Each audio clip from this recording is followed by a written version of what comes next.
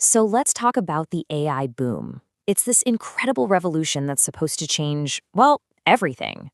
But here's the thing. Behind all the hype, the economics are just baffling.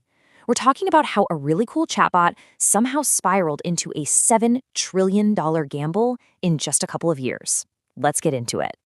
Okay, it really all starts with this one single kind of insane fact. Sam Altman, the CEO of OpenAI, the company behind ChatGPT, he just casually admitted that their premium product, the one people are paying good money for, is a total money loser. I mean, not just breaking even, it is actively losing cash on every single person who subscribes. So that's the big mystery we're trying to unravel here, right? How can the most successful, fastest growing tech product in modern history also be an economic black hole?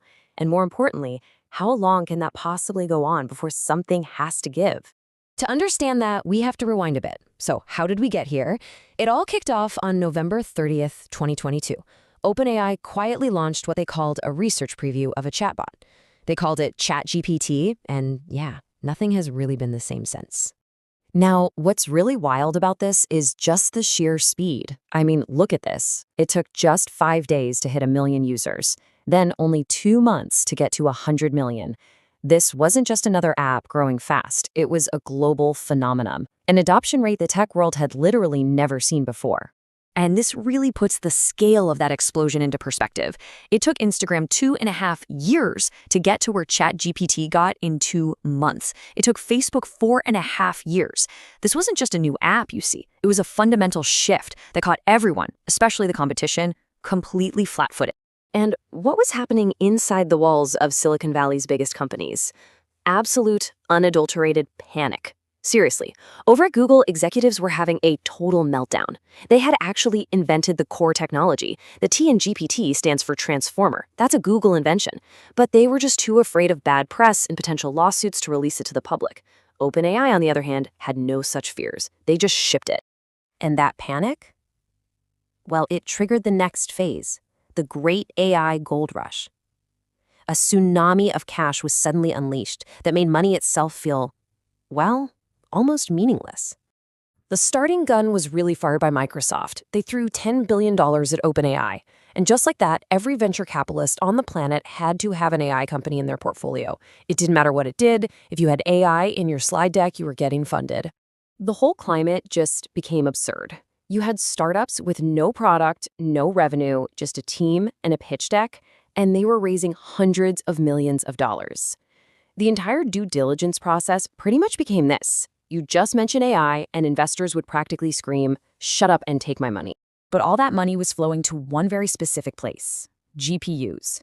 These specialized computer chips basically became more valuable than gold, creating this astronomical underlying cost for everything. For just a small startup to rent the computing power to train a model, we're talking over $1 million a month just for rent. And all of that spending leads us directly to the billion-dollar problem, which is the really ugly math that's hiding behind all the hype. Because the numbers on the other side of the ledger are, well, they're terrifying. Let's circle back to OpenAI for a second. In 2024, they brought in a pretty respectable $3.7 billion in revenue. Sounds fantastic, right? Except their losses were $5 billion. They didn't just fail to make a profit. They actually lost more money than they made.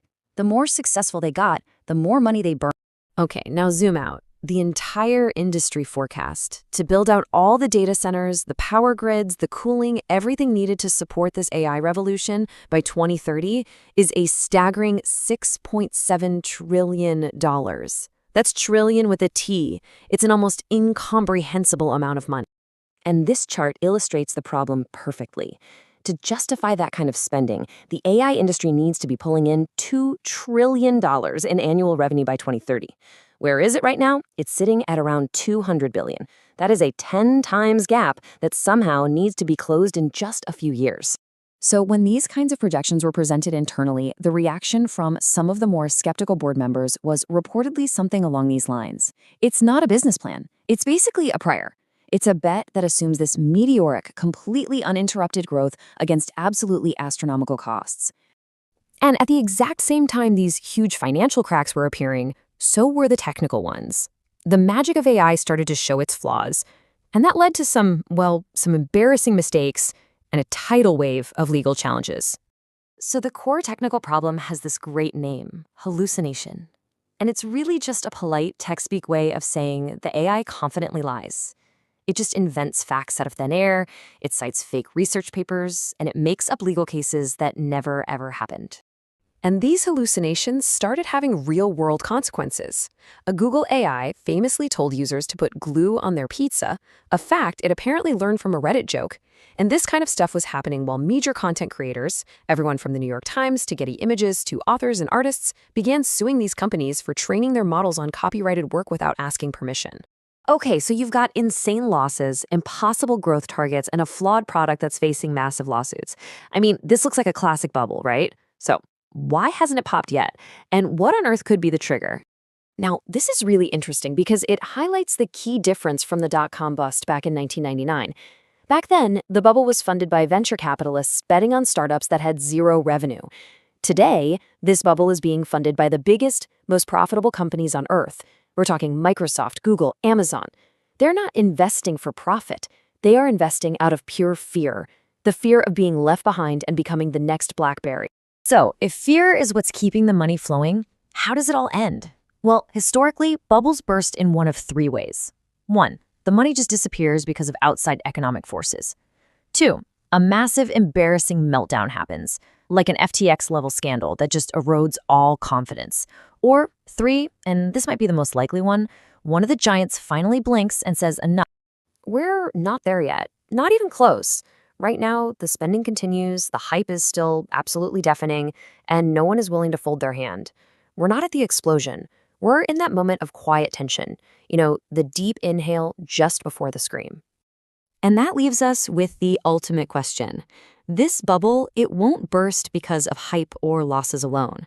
It's going to burst when one of the handful of companies bankrolling this entire revolution decides that the gamble is just no longer worth it. So the only question that really matters is, which one of them will be the first to say enough?